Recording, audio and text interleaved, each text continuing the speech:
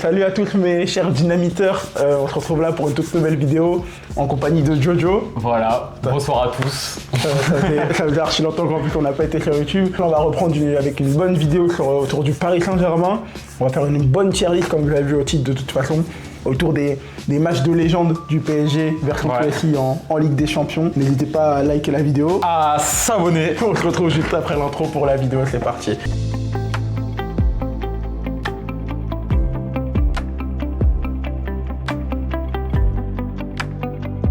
Alors là, en gros, le concept, il est simple, c'est-à-dire qu'on a, on va dire, une vingtaine de matchs, mais on va faire assez rapidement, vite fait, si on veut en débattre sur certains.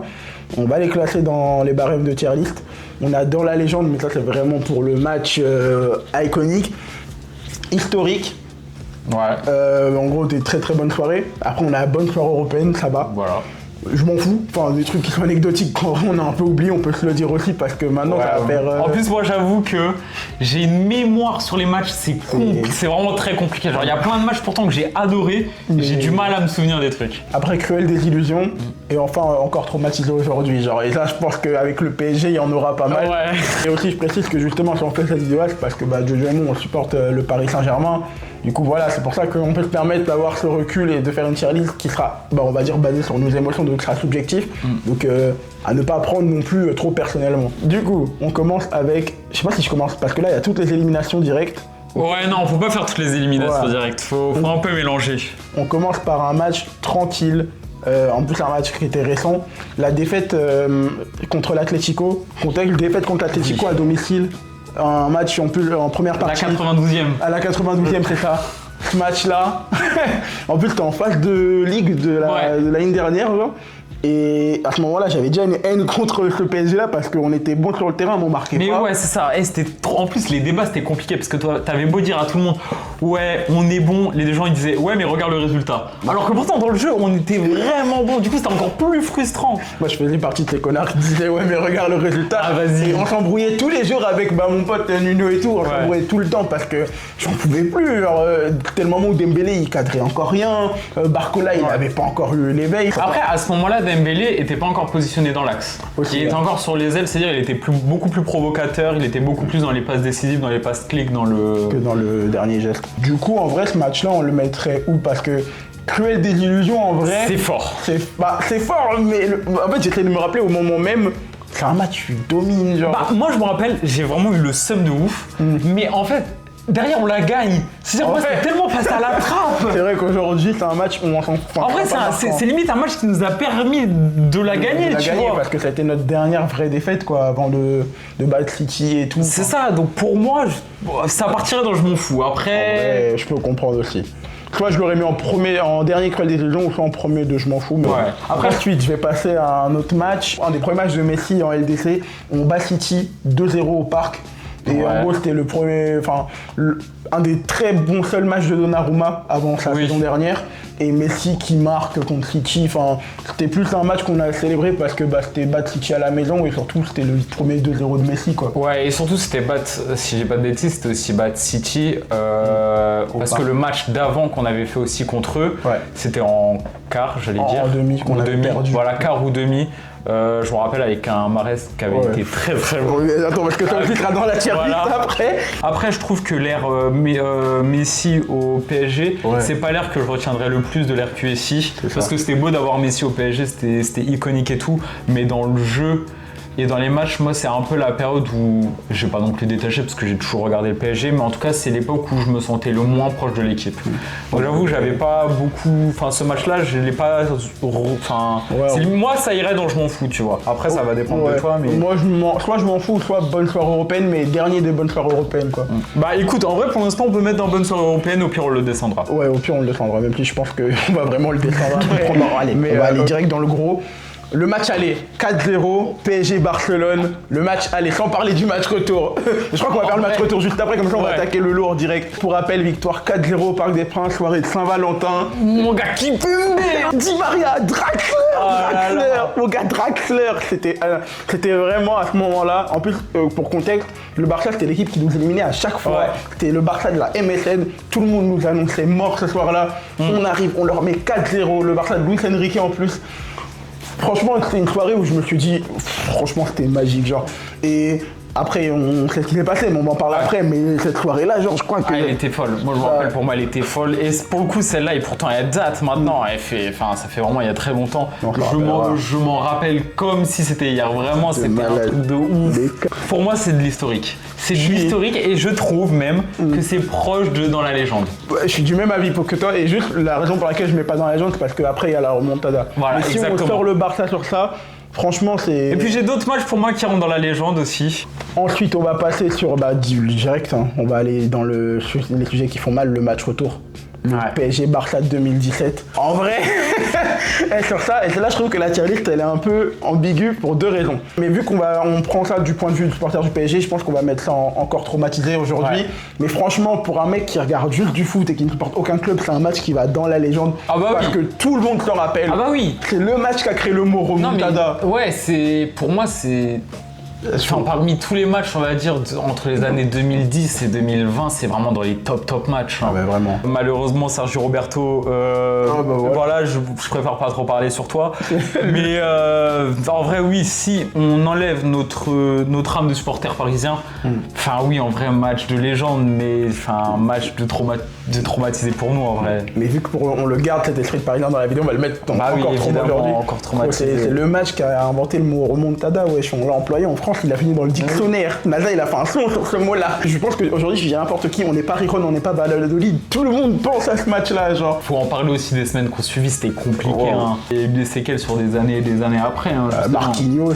On va continuer dans le hard avec le bon but PSG Chelsea de 2014 de Dembaba.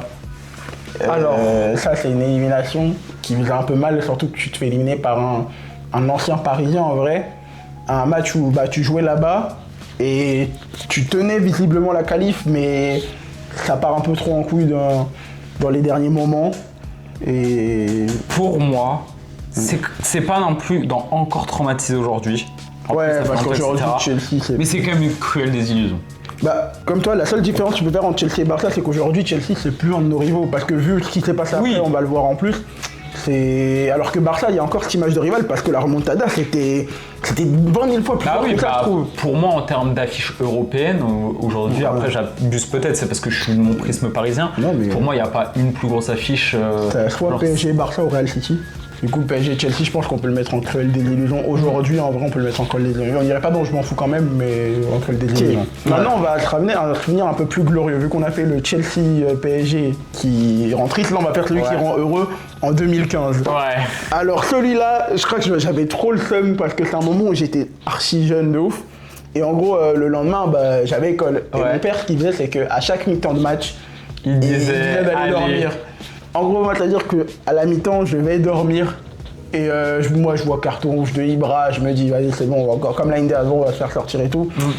Le lendemain, je me réveille, je vais à l'école, je vois ça parle que de ça. Je vois dans les kiosques de magazines, journal L'équipe en mode on l'a pas avec la photo de Thiago Silva qui est là. Je me dis, mais qu'est-ce que j'ai raté, genre. Moi, faut savoir que moi, à l'époque, en fait, j'ai des grands-parents, voilà, j'ai un grand-père qui a fait du foot, etc. Du coup, de mon grand-père, genre ça vient de ça, ma passion pour le foot, etc. Mais en fait, il faut savoir que mes parents n'aiment vraiment pas le foot, que ce soit mon père, ma mère n'aiment pas le foot. Et ils allaient jamais payer pour voir des matchs de foot. Donc en fait, ce que je faisais à l'époque pour écouter tous les matchs du PSG, parce que depuis petit, je suis fan du PSG, en fait, je les écoutais à la radio. J'avais un radio réveil avec une espèce, c'est même pas une tige, mais c'était un fil que tu devais mettre en l'air et en fait je le mettais contre mon mur et en fait je plantais une punaise pour faire tenir et pour écouter le match et je l'écoutais sur RMC. Du coup, j'ai un enfant qui écoutait les matchs sur RMC et j'ai vécu ce match comme ça. Dis-toi que mes parents sont venus dans ma chambre parce que j'ai crié ce jour-là alors que j'étais censé aller me coucher, mais genre mes parents ils savaient que je m'endormais avec la radio, sauf que du coup pour ces jours-là je m'endormais en écoutant le match du PSG et j'étais comme un ouf sur ce match alors que je l'ai même pas vu de mes propres yeux. C'était juste grâce au commentateur, qui était déjà très fort pour te faire ressentir les trucs que j'ai vécu ce match et déjà comme ça c'était un truc de ouf.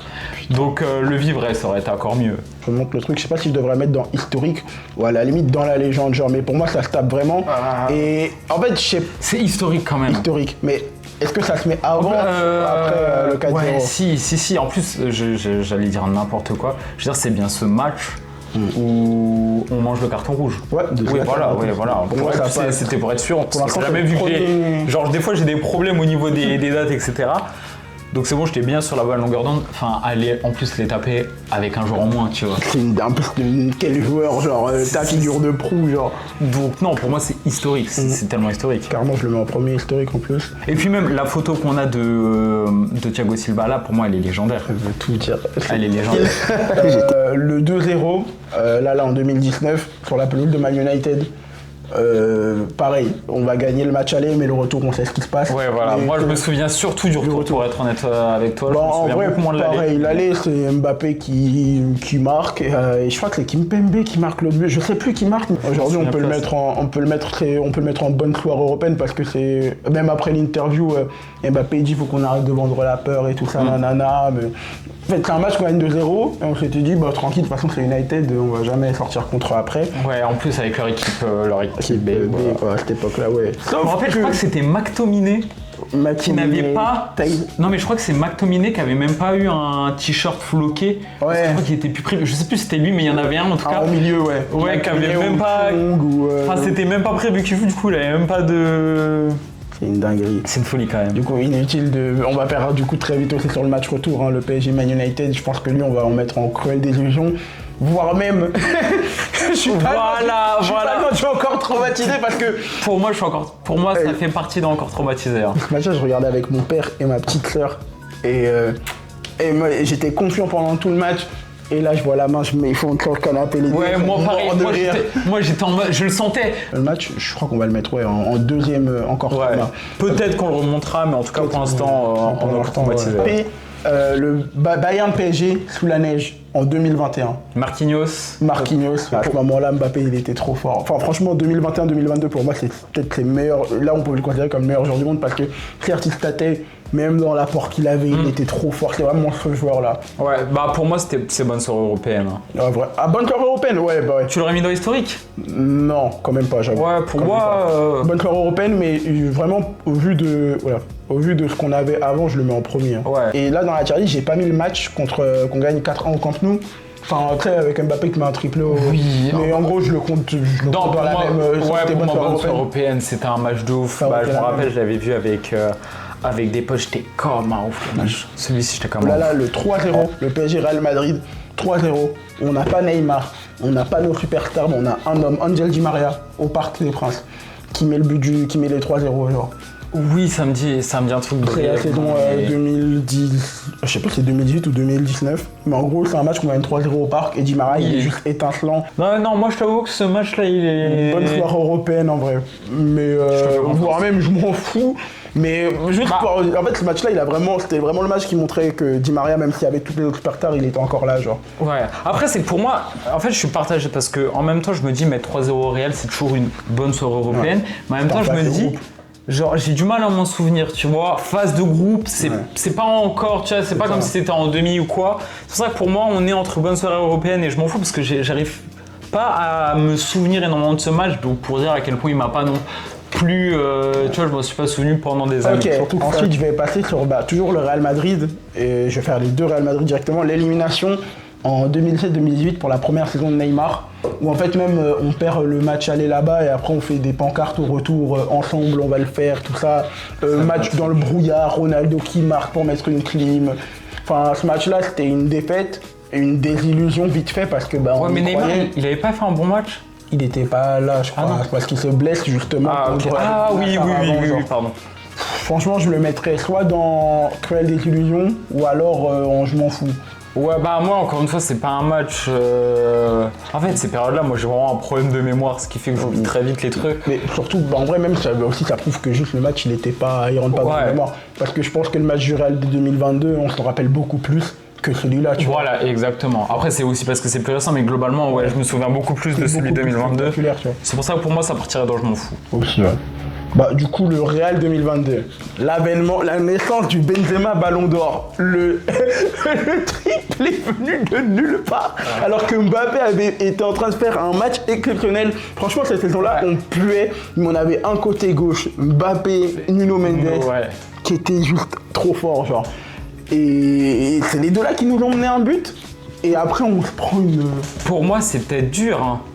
Mais pour moi, ça rentre soit dans Cruel Désillusion, soit dans Encore Traumatisé d'aujourd'hui. Ah ouais. Ah, parce que moi, je me souviens des buts du Real comme c'était hier. Vraiment. Marquinhos qui chie dessus. Non, Benzema qui... Wow. En fait, moi, je mettrais Encore Trauma parce que pour moi, c'est ça qui a mené au Ballon d'Or de Benzema.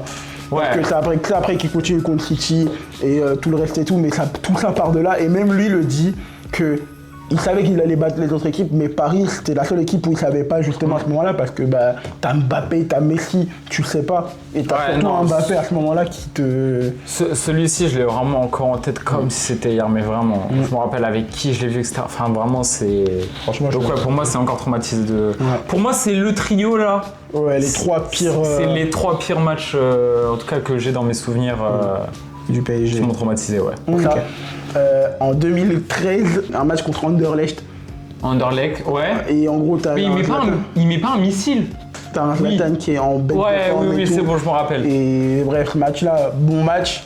Mais au vu de tout ce qu'on a vécu après, franchement, je le mets en bonne soirée européenne, voire pour pas être poli.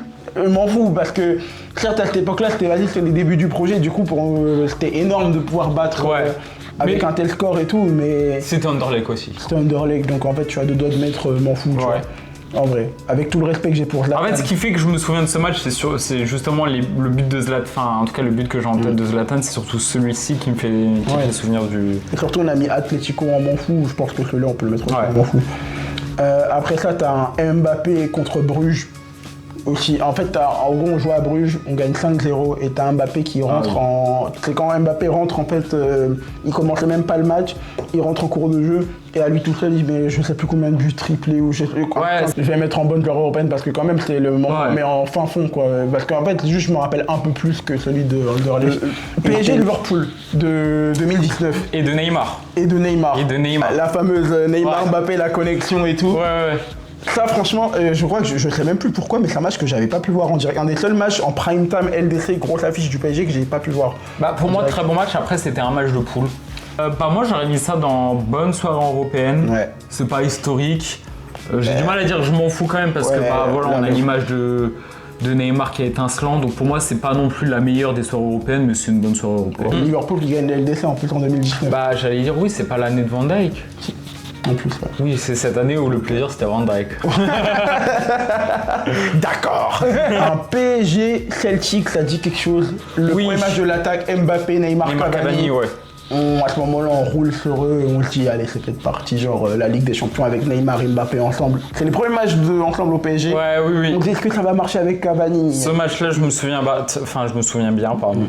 Et voilà, eux trois sur le truc. Même moi, je le mettrais en bonne soirée européenne, même si la catégorie commence à être large, mais en même temps, il faut le dire, tu vois. Ouais, je pense bonne soirée européenne. Et peut-être pas dernier en plus. Mais c'est là que je me dis, par exemple, tu vois, peut-être un Bruges là, je peux le passer en je m'en fous. Le Mbappé à Bruges, tu vois.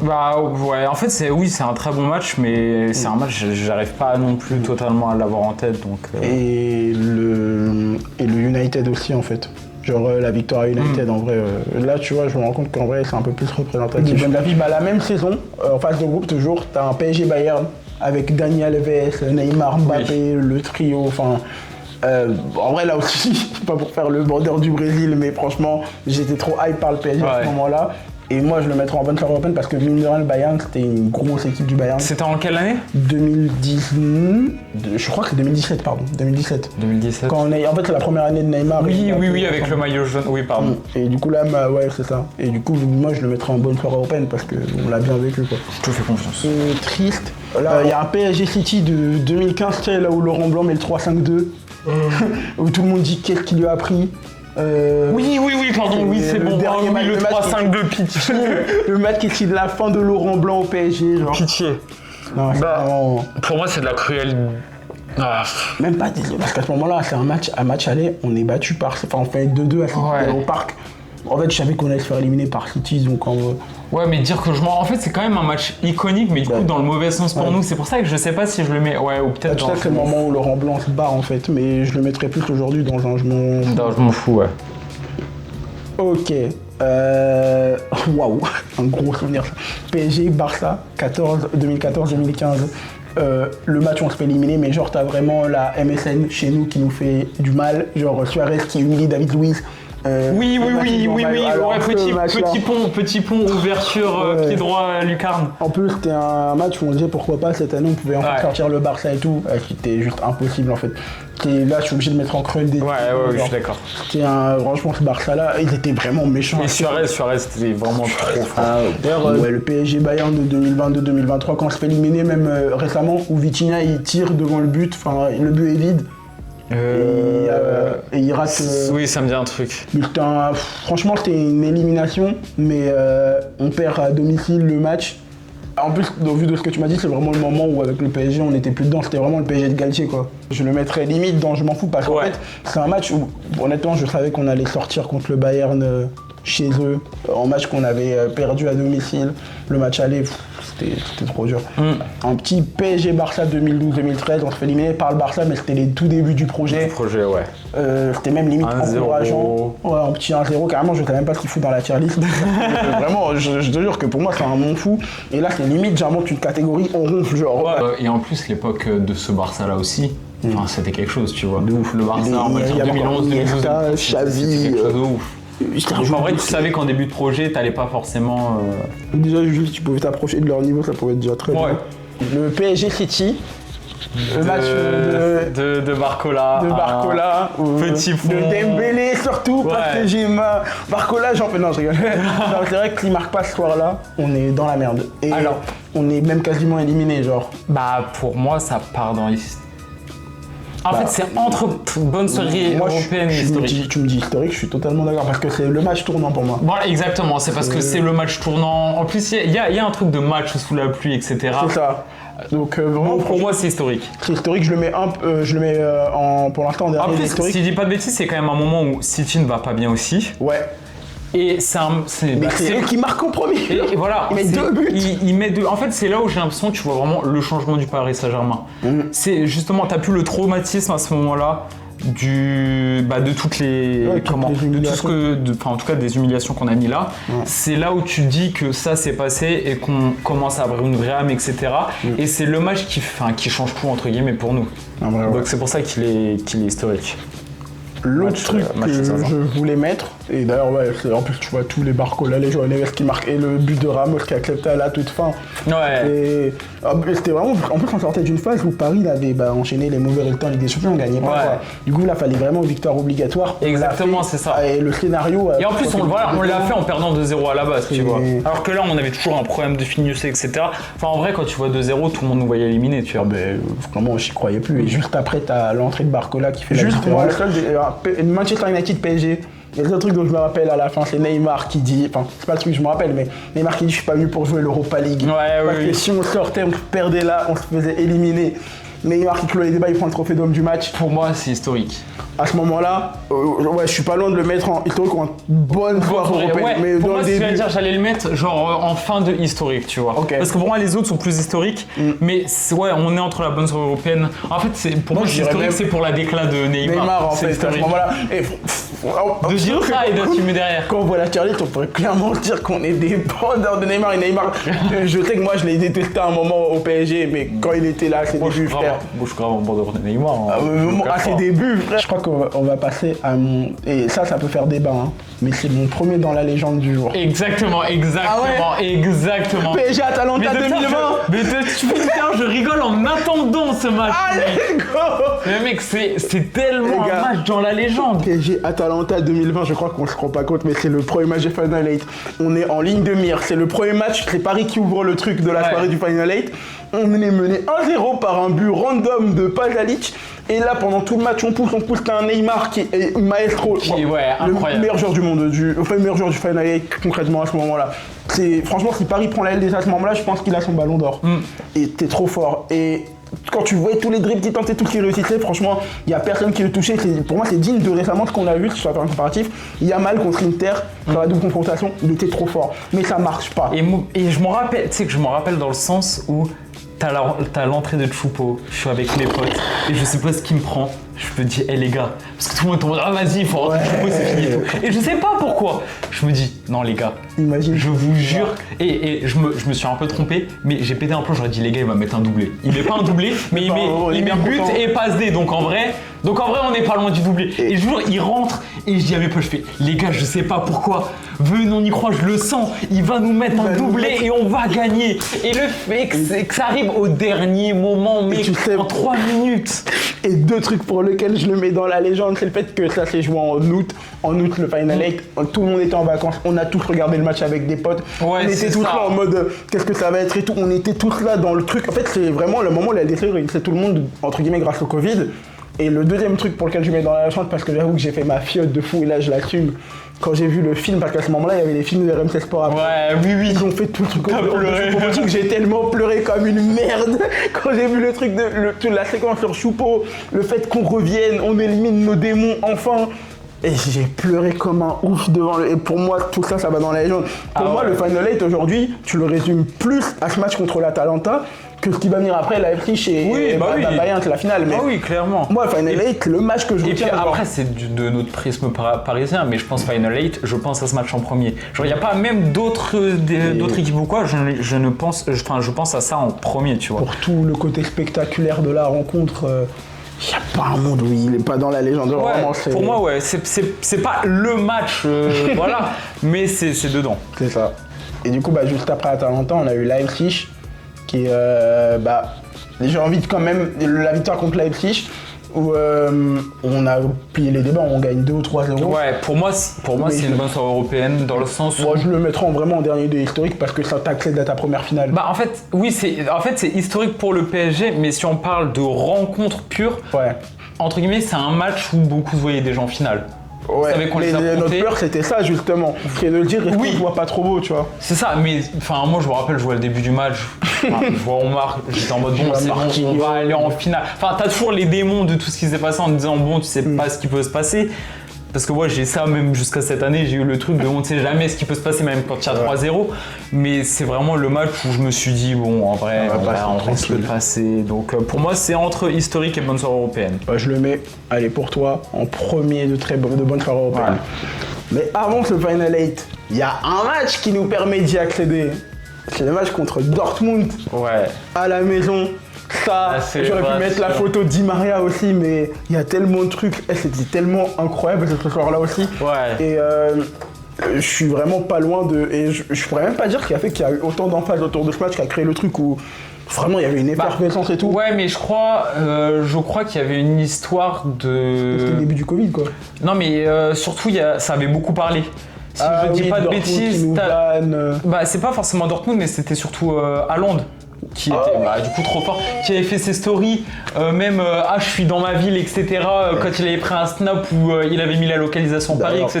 Et c'est pour ça derrière qu'ils font la célébration. Je crois que c'est parce que Haaland se voyait trop beau, enfin c'est un peu modifié, mais en tout cas c'est dans les souvenirs que j'ai. Il se voyait trop beau, il se voyait gagner, etc. Et je crois que c'était pour ça. Et en plus je crois qu'on n'avait pas notre équipe, je sais plus si elle était au top à ce moment-là.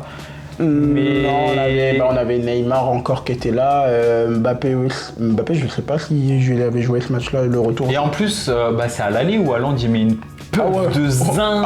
Gros, le but, on entend la cage qui est. On entend la cage, etc.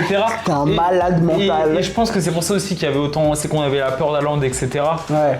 Au final, Kimpembe, il a très bien géré sur le match retour. Ouais. Et pour moi, c'est un premier dé historique, voire même dans la légende. Ah non, pour moi t'abuses. Premier dé historique? Pour moi c'est de l'historique, c'est même pas un premier dé historique. Pour moi c'est historique. Genre mec, il y a des PSG Barça quand même. Il y a des 4-0 PSG Barça. Ouais, mais Dortmund, après ce qui tombait au match aller, tu te dis mais ça trouve. Après Dortmund, tu sais que c'est un club de choker en vrai, donc. Ouais, mais tu vois, c'est Dortmund, voilà, entre guillemets, c'est Dortmund, c'est pas le Barça. C'est pour ça que pour moi c'est historique. C'est un match historique. La célébration derrière qui est historique, mais je l'aurais pas mis dans le premier des historiques, mais c'est pas non plus une bonne soirée européenne. Pour moi, c'est historique.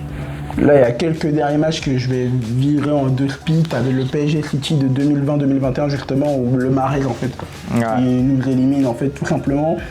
En vrai, désillusion parce qu'on est quand même en demi-finale l'année après le Final 8. Ouais. Ensuite, t'as le PSG Dortmund de l'année il y a 2 ans du coup. Le PSG Dortmund poteau. Ouais, c'est ça. Ouais. Où Zaïre Emery passe son bac. Non mais ouais, on se mange que des poteaux, ça je vais m'en souvenir. C'était un match de fou et genre Donnarumma visiblement, peut-être on lui avait menacé ça Daron s'il sortait sur les corners.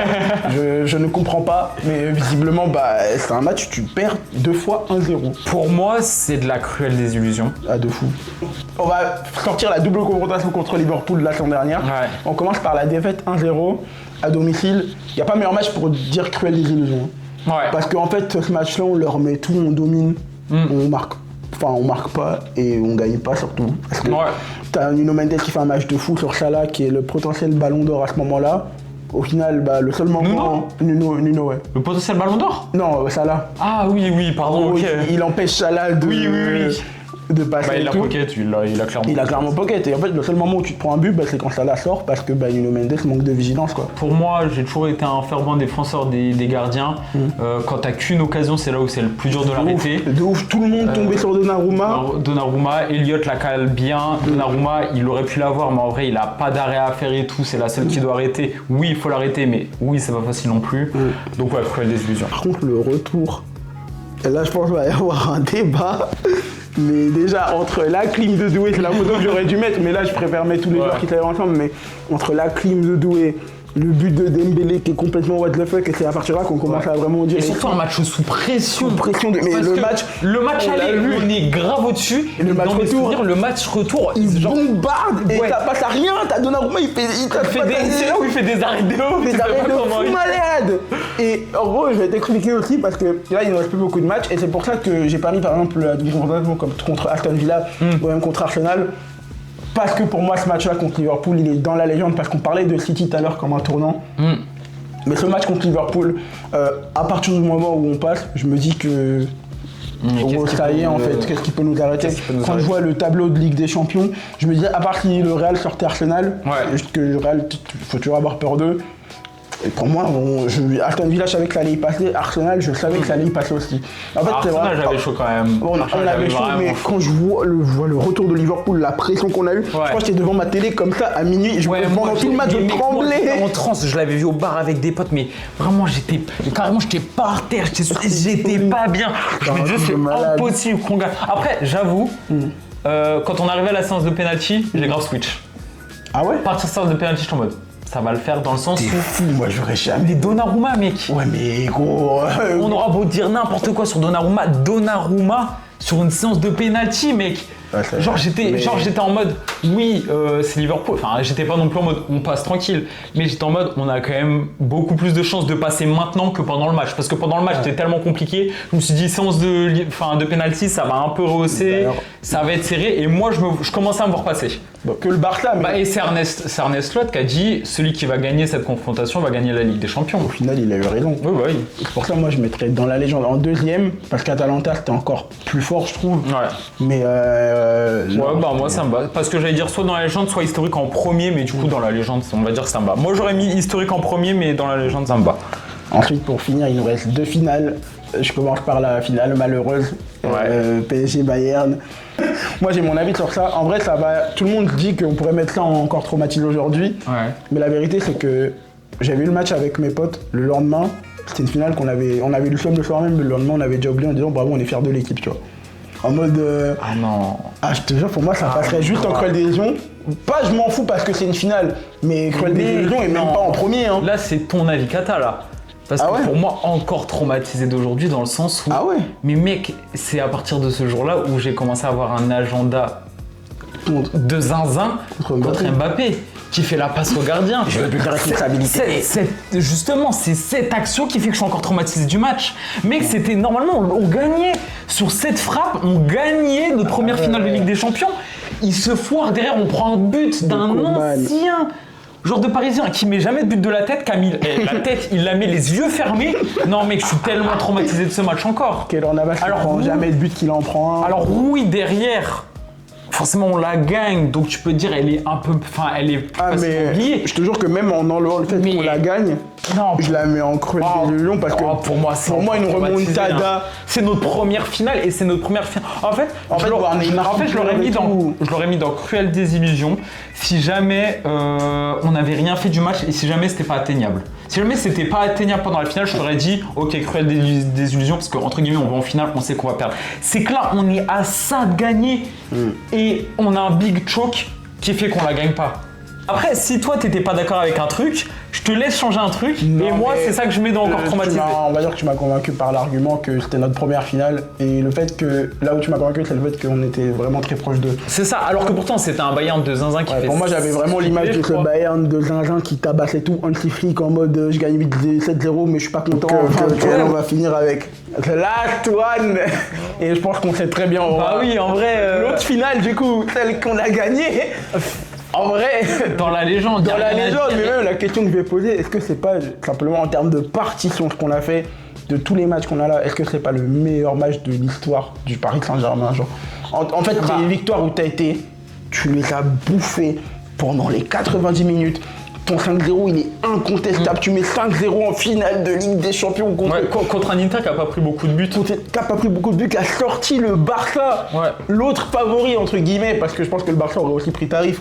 Oui, moi je suis dans la team de à la limite, pour moi c'est un match que je l'aurais vu en 3-1, 4-1, tu vois. Pour moi c'est un Barça incroyable, c'est un Barça qui a des lacunes défensivement, c'est un Barça pour moi qu'on tue aussi. Non, après j'ai pas vu non plus tous les matchs du PSG depuis 50 ans, donc de là à dire que c'est le meilleur, je ne sais pas, mais de QSI en tout cas, de tout ce que j'ai vu dans ma vie, genre en 20 ans, c'est peut-être fort, mais en 23 ans de supporterisme, c'est le plus beau match que j'ai vu. Et il y en a plein aussi. Enfin, tu vois, quand je regardais l'analyse de Willou aussi, qui disait c'est le plus beau match que j'ai vu de ma vie, tu vois, en termes de partition, il n'y a pas un meilleur match. Donc en vrai, oui, pour moi, c'est le meilleur match que j'ai vu de ma vie.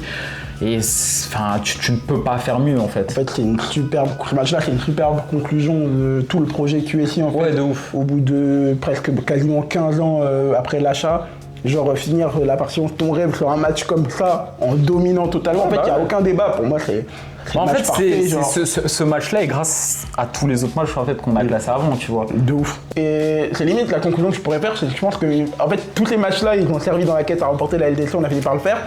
Est-ce que tu penses qu'après avoir été sacré, on aura des matchs, je pense, qui vont autant nous marquer maintenant qu'on a eu le sacre, tu vois? Parce que là, Enrique, il dit que le but, ça va être on oublie tout ce qui a été fait avant, on va aller chercher une deuxième LDC. Mais est-ce que pourtant on pourra avoir des matchs autant références que celui-là et même qui pourra dépasser celui-là, genre? Alors oui, mais je pense que... oui, suffit, je sais pas, je vais dire n'importe quoi. Prochain match, on croise le Barça, on se mange 4-0, derrière on en met 5. C'est historique, tu vois. Mais même dans la légende, je parle de dépasser la finale en mode... Mais moi, je pense qu'il va falloir du temps, mais que c'est toujours possible, parce que là, on va en fait, pendant longtemps, je pense qu'on va être encore dans l'euphorie d'avoir gagné la Ligue des Champions. Mais je pense qu'à part si on fait le back-to-back, pour moi, le back-to-back, ça va rentrer dans la légende, évidemment.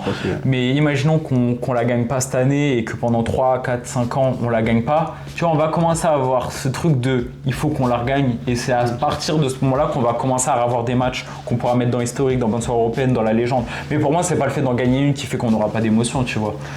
Genre demain peut-être que quand on en aura gagné 25, oui, mettre des matchs dans la légende, ça commence à être compliqué. Mais pour l'instant, non, clairement, on aura toujours des matchs, on aura toujours autant d'émotions, tu vois. Genre un match pour moi de 8ème de finale qui est serré, frère, j'aurais toujours autant d'émotions que j'en ai eu jusqu'à là, tu vois. Après, là, on a été 8ème de finale, on a été bien servi avec Liverpool aussi. Mais oui. Mais oui, pour moi, les matchs, on va continuer. Enfin, moi, j'ai l'impression que je vais continuer de supporter comme si on l'avait pas gagné, tu vois. C'est ça. Non, mais c'est vraiment. C'est la réponse en gros que j'attendais en gros pour me dire. Parce que c'est vrai qu'on pourrait avoir cette question-là. Par exemple, la défaite contre le Barça, là, pour moi, le match contre le Barça, il y a quelques jours, si on perdait, je m'étais dit en mode. Bon, c'est pas grave. Après, c'est aussi peut-être le fait que ce soit qu'un match de ligue, genre. Oui. Et là, c'est parce qu'on est vraiment au début de saison et je pense que quand la phase finale va arriver, je pense qu'on aura oublié un peu oui, non, mais totalement. On va vraiment en fait, sur le moment, après, imaginons on perd. Dans tous les cas, je serai en mode c'est pas grave, on l'a gagné, il n'y a pas de souci. Mais t'inquiète pas qu'avant le match, j'aurais oublié la finale de la Ligue des Champions et tout ce que je penserais, c'est à les éliminer et à aller gagner la finale derrière. Et en tout cas, n'hésitez pas à lâcher un like, à partager la vidéo aussi, pourquoi pas, c'est vrai qu'on ne dit pas assez, mais plus vous partagez, plus ça aide. Surtout dire aussi ce que vous pensez et s'il y a des trucs que vous n'êtes pas d'accord. Ouais, c'est parce que surtout ça, si vous n'êtes pas d'accord, on aimerait bien avoir vos avis en commentaire. Mais franchement, là, je pense qu'on a été complet. Je pense que ça va. Je pense qu'il y a forcément peut-être 2-3 trucs à changer à un moment pour certaines personnes, parce que chacun a son interprétation. Mais je pense que dans l'ensemble, dans la globalité, je trouve que ça va. À part, un ou deux matchs où peut-être les gens vont. Mais je pense qu'on a été très bien pour le coup. Donc voilà. En tout cas, merci d'avoir suivi. À la prochaine. Merci Jojo d'être venu. C'était un réel plaisir. Il n'y a pas de quoi.